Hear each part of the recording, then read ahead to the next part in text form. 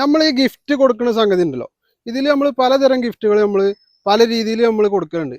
അതിൽ പെട്ടതാണ് ഇപ്പോൾ നമ്മൾ സർപ്രൈസ് ആയിട്ട് ഗിഫ്റ്റ് കൊടുക്കും, സർപ്രൈസ് അല്ലാതെ ഗിഫ്റ്റ് കൊടുക്കും. അപ്പോൾ ഇത് തമ്മിൽ നമ്മളൊന്ന് കമ്പയർ ചെയ്ത് നോക്കുകയാണെങ്കിൽ ഇതിൽ ഏതാണ് ബെറ്റർ എന്നുള്ളത് നമുക്കൊന്ന് നോക്കിയാലോ.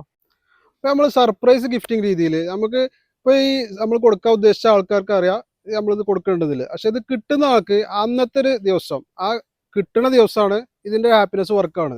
നേരെ മറിച്ച് നമ്മൾ ഇതിൻ്റെ ഒരു അപ്രഭാഗം ചിന്തിക്കുകയാണെങ്കിൽ, സർപ്രൈസ് അല്ലാത്ത രീതിയിൽ ചിന്തിക്കുകയാണെങ്കിൽ, നമ്മളൊരു ഗിഫ്റ്റ് കൊടുക്കാൻ തീരുമാനിച്ചാൽ നമ്മളിപ്പോൾ ഒരു മാസം മുമ്പാണെങ്കിൽ നമ്മൾ ഈ കൊടുക്കാൻ ഉദ്ദേശിച്ച ആളോട് എന്ത് ചെയ്യുക, നമ്മൾ ഇനി സാധനം എനിക്ക് ഗിഫ്റ്റ് ആയിട്ട് തരാൻ ഉദ്ദേശിക്കുന്നുണ്ടെന്ന് പറഞ്ഞാൽ അന്ന് തന്നെ നമ്മളെ ഹാപ്പിനെസ് വർക്കായി തുടങ്ങി.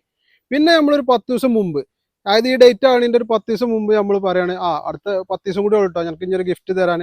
അപ്പോൾ അന്നും അവിടെ എന്തായി, ഒരു ഹാപ്പിനെസ് വർക്കായി, സന്തോഷം, രണ്ടാക്കും സന്തോഷമാണ്. പിന്നെ അതേപോലെ ഇത് ഈ ഡേറ്റിന്റെ ഒരു 2-3 ദിവസം മുമ്പ് നമ്മൾ പറയാണ് മറ്റന്നാളാണ് കേട്ടോ എനിക്ക് ഞാൻ ഈ ഗിഫ്റ്റ് തരാനുള്ള ദിവസം, ഓക്കെ, അന്നും സന്തോഷം.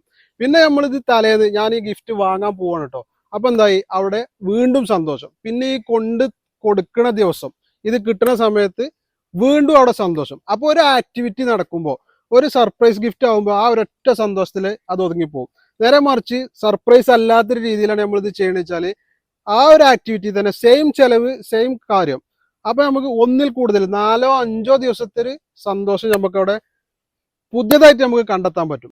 പിന്നെ ഇപ്പൊ എന്താ വെച്ചാൽ കൂടുതൽ ആളുകൾ ഈ സർപ്രൈസ് രീതിക്ക് പോകാൻ കാരണം എന്താ വെച്ചാൽ നമ്മൾ അറിഞ്ഞോ അറിയാതെയോ നമ്മളെ തലന്റെ ഉള്ളിൽ, അതായത് എഴുത്തിലൂടെ, വീഡിയോയിലൂടെ, റീൽസിലൂടെ, അതേപോലെ വേറൊരാൾ പറഞ്ഞതിലൂടെ നമ്മളെ തലന്റെ ഉള്ളിൽ ഇത് കയറിപ്പോയി. അതായത് സർപ്രൈസ് ഗിഫ്റ്റ് ആണ് ഏറ്റവും നല്ല ഗിഫ്റ്റിംഗ് എന്നുള്ളൊരു സംഗതി നമ്മളറിയാതെ തന്നെ നമ്മളെ മൈൻഡിൽ സെറ്റായി.